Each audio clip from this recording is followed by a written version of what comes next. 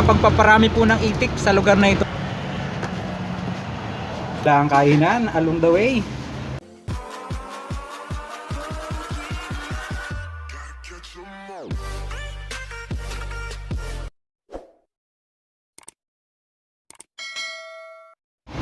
Ayun, magandang araw po sa inyo lahat mga kabayan. Ngayon po ay araw ng Lunes. Nagdiriwang ang mga tao ngayon ng undas. Pero tayo po ay magro-road trip. Kasama natin yung ating pong pilot, si Berhen. Okay ka dyan, pare? At magandang umaga daw po, sabi niya. Tayo po ay magro-road trip mula po dito sa amin sa Binyan papunta ng Santa Cruz. Alamin po natin yung mga latest development ng mga daan dyan dahil matagal-tagal na po tayong hindi nakakabiyahe ng patungo ng Santa Cruz. Kaya samahan nyo po kami ngayong araw sa aming pong road trip mga kabayan. Tara na po. Ang kalsada po na ito na ating pong binabaybay sa kasalukuyan ay Eaton City. Papunta po tayo ng Eaton City at dyan po tayo mag-e-entry ng SLEX mga kabayan. So bear with us hanggang doon po sa aming pong destinasyon.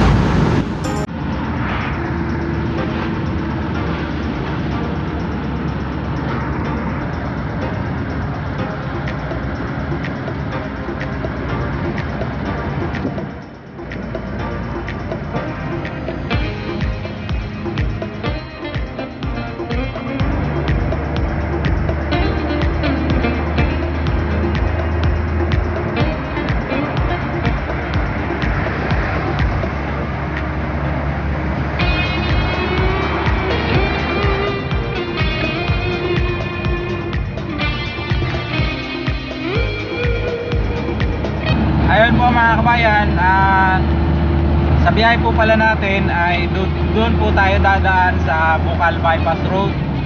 Sa mga bumabiyahe po ng patungo ng Los Baños o pupunta kayo ng Pansol, sa halip po na dadaan pa po kayo ng Calamba sa crossing, ay mas mainam po na dito po kayo dumaan sa Bocal Bypass Road. Kung hindi pa po ninyo alam kung paano po pumunta doon, so stay tuned lang po at atin pong i-share sa inyo kung paano ang papunta doon mga kabayan.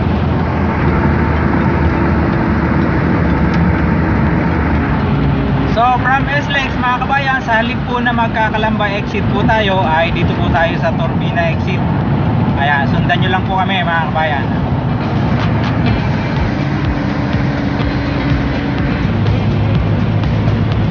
Nasa Turbina na po tayo.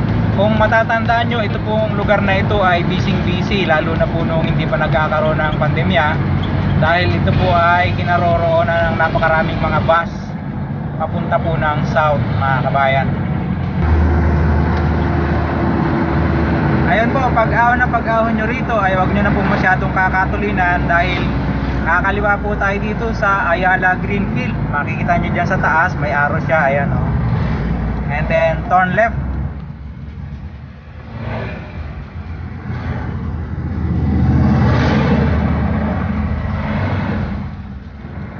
Medyo alalay lang po yung ating pong pagpasok dahil isa napakatutulin ng mga sasakyan dito.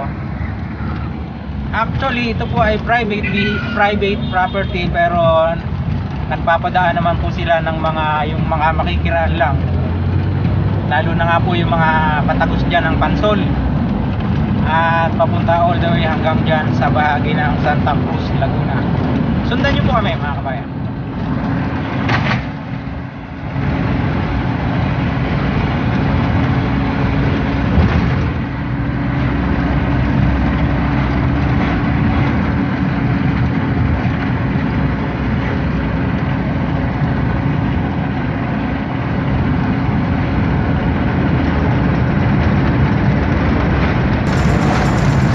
Pasensyahan nyo na po yung ating video, wala tayong stabilizer, so gagawa na lang natin siya ng paraan para hindi siya masyadong maalog.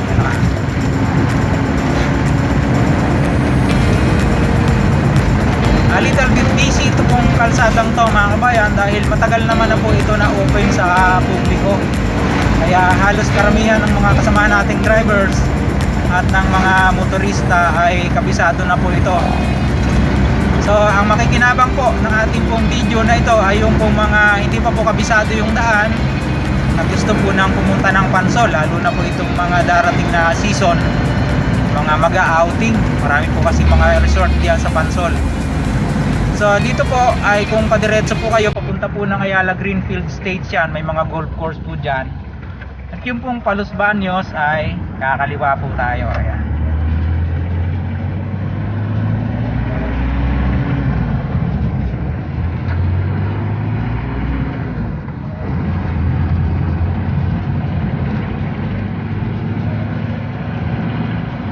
Medyo pababang bahagi po siya mga kabayan, pero hindi naman siya masyadong matarik, ika nga. Kaya okay lang, pero dahan-dahan pa rin, lalo na po yung mga hindi naman kabisado yung lugar, yung mga first timer sa lugar, doble ingat po tayo mga kabayan. At kung makikita nyo, napakaganda po ng view sa parting ito. Makikita nyo yung lawa ng Laguna.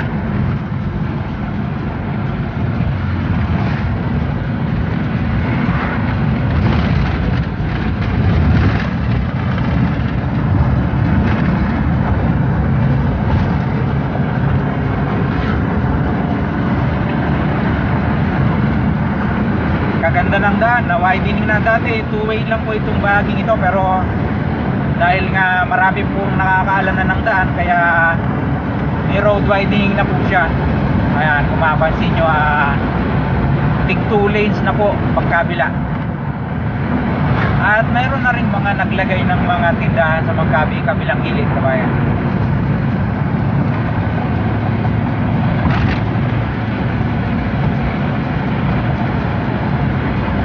Ang lugar po na ito ay tinatawag na Bukal Bypass Road. Mula po diyan nga sa Ayala Greenfield hanggang dito po sa Bukal, patungo na po siya ng Pansol sa Laguna. Sako pa rin po ng Calamba.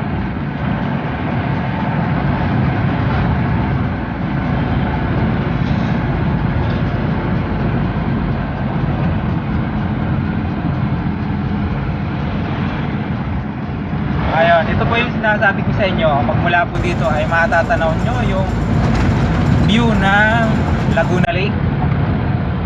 Ayan, oh.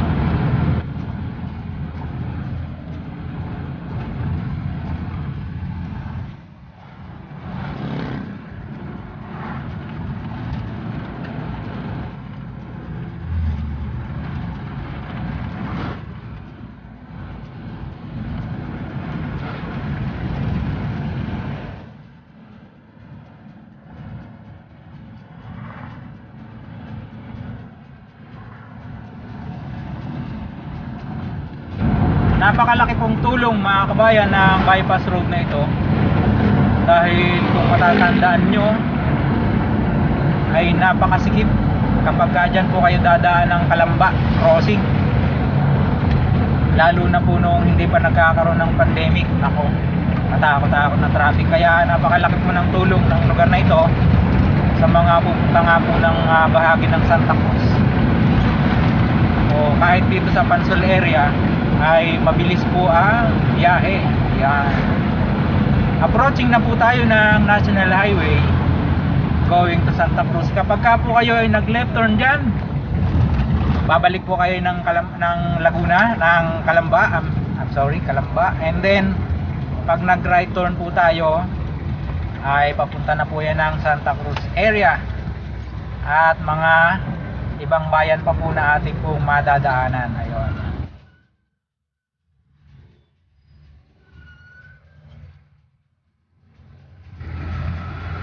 May mga bahagyang pagbagal po mga kabayan sa lugar na ito, dahil ito nga po ay lugar na kung saan napakarami ng resort.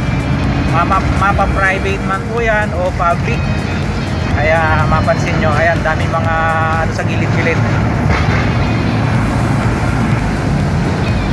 Marami na pong mga nag-aalok kabayan ng mga, nakita nyo yung mga nag-aalok ng mga private pool.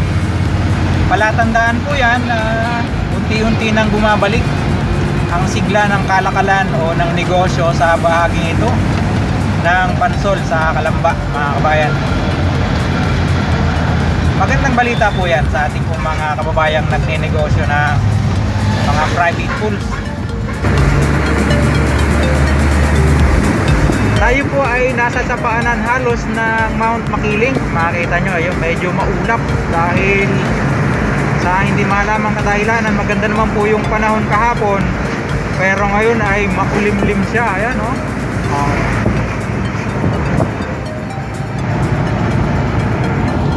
At dito naman po mga kabayan, sa mga gilid-gilid makikita nyo yung mga nagtitinda dyan ng mga lansones at iba pang mga prutas na makakabili po kayo kung kayo ay paluwas na ng Maynila.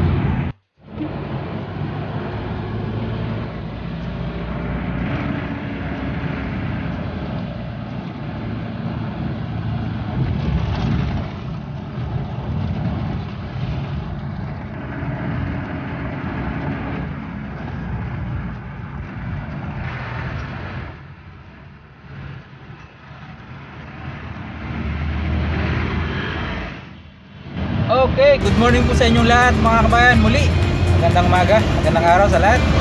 Los Baños area na po tayo. At kung matatandaan nyo, sikat po ang lugar na ito pagdating sa mga buko pie. At isa po dyan sa pinipilahan ng mga tao ay yung The Originals. Kung kayo po ay pamilyar sa lugar at nakarating na kayo dito, maaaring mag-agree po kayo sa aking sinasabi. Masarap po ang buko pie dyan mga kabayan compare po doon sa iba. Yun nga po yung The Originals. Ito po yung kanyang location. Kapag ka po kayo ay pabalik ng Maynila, nasa right side po siya mga kabayan. Tingnan nyo naman po ang karga ng nakamotor na yun. Oh, grabe oh. Ayun mga kabayan, nasa lugar na po tayo ng boundary ng Los Baños at Bae o Bay area. Kilala naman po sa lugar na ito mga kabayan, kung kayo po ay nagagawin na rito, yung pong sikat na Mernels. Eto po siya mga kabayan, sikat po yan sa mga cakes and pastries, yung Mernels. Kontis, masarap din ang kontis, pero sa mga katulad natin na walang masyadong pambili pare, pwede na yung Mernels. Isa yan sa pinipilahan dyan sa SM Calamba, kung inyo pong matatandaan. Kaya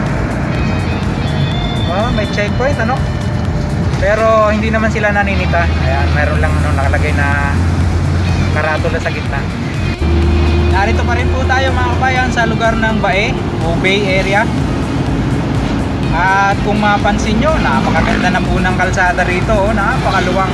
Akala mo pa mas maluwang pa sa National Highway ito. Yung papunta po ng Lucena. Nakita nyo naman, napakaganda ng espalto. At parang kakalatag lang, wala po siyang road markings. Perfect po sa mga nagbabike. Ayan, tingnan nyo. Approaching na po tayo sa intersection na galing po ng town proper ng Bae. At asinsado na po itong lugar na ito mga kabayan. Kung mapapansin nyo, mayroon siyang McDonald's, Jollibee, at kung ano-ano pa. Kapag ka po kayo ay kumanan diyan, papunta po yan ng Nagcarlan, all the way hanggang diyan sa San Pablo area. Ako, iho, bawal yung ginagawa mo. Yun na lang, mabait mga enforcer dito.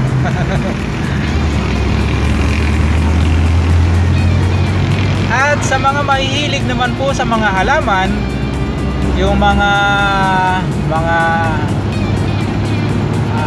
plant enthusiast mga kabayan, dito po napakarami. Nakita nyo dyan, nakahilera yan hanggang doon sa dulo. Nakita nyo, ayan so kung kayo po ay magagawi rito at gusto nyong bumili ng mga halaman, napakarami po dyan. Mura pa, pwede nyong maratin. Ayan.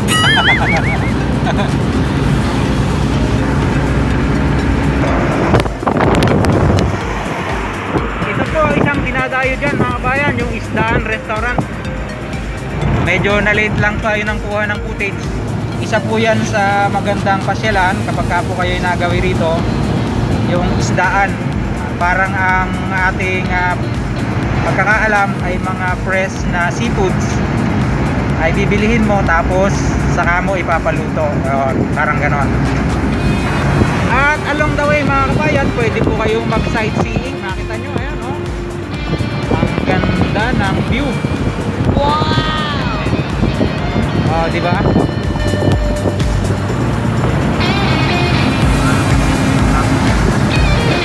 At dito naman po sa lugar na ito yung mga agricultural area, mga taniman, meron po mga greenhouses. Ayan.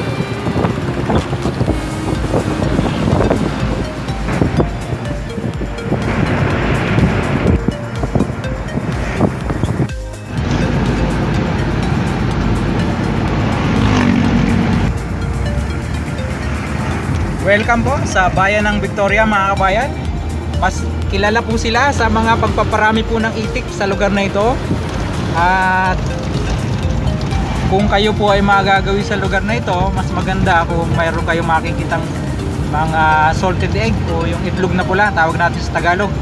Marami po niyan dito mga kabayan. At nasa Victoria area pa rin po tayo dito po sa Laguna mga kabayan. Mayroon po dito isang tindahan na nandiyan dyan sa left side na pwede kayong mag-stop over kung kayo po ay bibili ng itlog na pula o itlog na maalat. Ayun, nakalampas na, nasa left side po natin. Ayun, welcome po, bayan ng Santa Cruz mga kabayan. Nasa destinasyon na po tayo, pero from this point ay medyo malayo pa yung town proper. Mayroong checkpoint dito, pero naka ano lang sila, parang visibility lang, police visibility lang. Ayun. Ito po yung bagong mall dito sa Santa Cruz, yung Metro Central. Ayan oh. Dati wala ito eh. Ayan. Shoppies. At ito naman po yung Centro Plus, Centro Sunstar Mall. Ayan. Ito luma na ito eh. Ito na kami sa lugar na ito, yung mga palayan na ganyan no. Approaching na po tayo ng intersection ng traffic lights. Kapag ka po kayo ay dumiretso, papunta po ng Pagsanghan yan, ng mga lugar pa dyan sa Kabinti o kung ano-ano pang mga lugar. Pero Pagsanghan po yung susunod na bayan. Tayo ay kakaliwa papunta ng town proper ng Santa Cruz.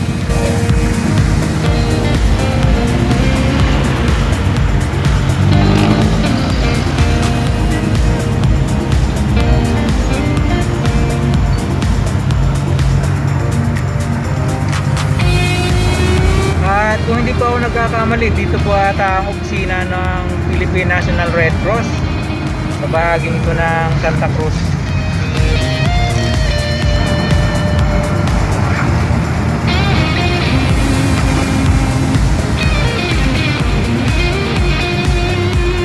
General Pasiano Rizal. Ayun, Police Provincial Office.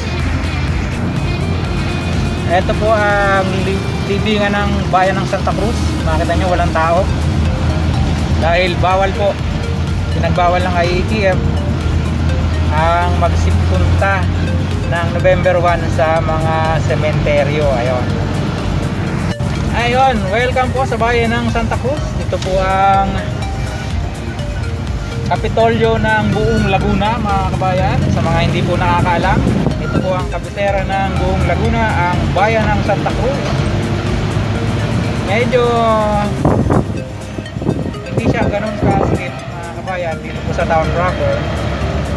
Bagaman ngayon ay holiday na maituturing, pero still no work no pay pa rin po sa atin to mga kabayan. Kaya tayo ay nagkaroon ng pagkakataon na makasama dito sa ating mga tropa na makabiyahe dito po sa bayan ng Santa Cruz. Ayun, dahil matagal-tagal na nga po tayong hindi nakakapasyal sa lugar na ito. Mayroon siyang ongoing na construction. Munisipyo ba yan? Ayun, Provincial Government of Laguna. Okay, ongoing construction. Siguro papalitan yung lumang Kapitolyo. Luma na kasi. Ayan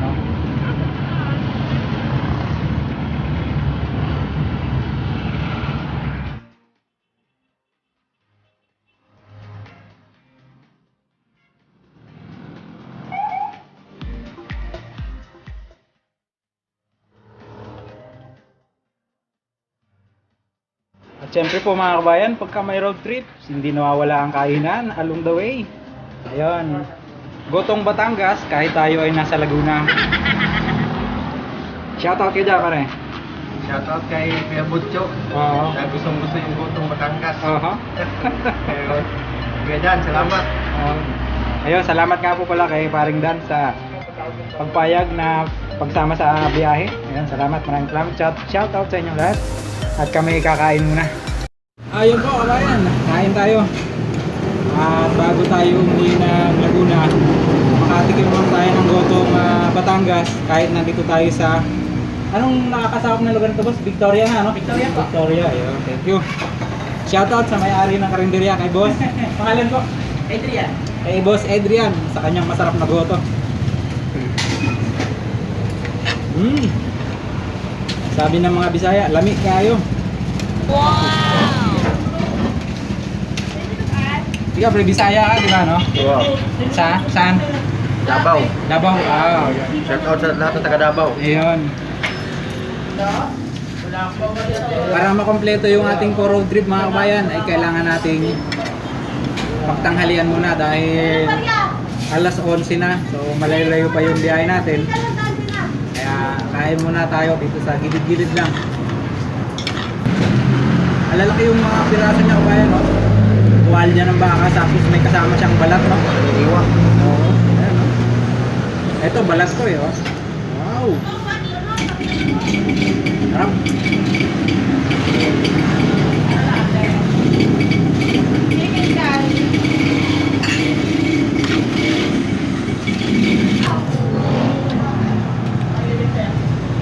Tapos medyo maanghang. Ako. Talaga namang pagpapawisan ka, kabayan. Talagay ko, bitin yung isang kanin na rin. Oo. Sigurado to. Ano yung mga kabayan, no? Pagka kinulang yung sabaw nyo, pwede kayong humingi ng extra, oh. Umuusok-usok pa, oh. Wow, lastik yan. Talaga naman. Yung mga kabayan, yari na, oh. Yun sa kanya, dami pa, oh. Ayun po mga kabayan, hanggang dito na lang po muna yung pong ating road trip. Tapos na tayo kumain, nagbabayad na si Boss Perhel. Nalibre tayo, nakisabit na tayo, nalibre pa tayo sa pagkain. Ayun, shoutout po sa may-ari ng karinderya, kay Boss Adrian, sa kanyang may bahay. Ay, sa mga hindi pa po nakasubscribe, huwag po kalimutan mag-like, mag-subscribe sa ating pong vlog. For more updates mga kabayan, ingat po tayo lahat. Ito pong muli si kabayang Alexander Beruela, lagi po nagpapaalala at nagsasabi. May problema po tayo wala, lagi po tayong manalangin sa Diyos at pasalamat para maggabi ng ating mga buhay para tayo lagi niyang gabayan sa ating pong mga pag-. Bye bye po, see you on my next vlog. God bless us all.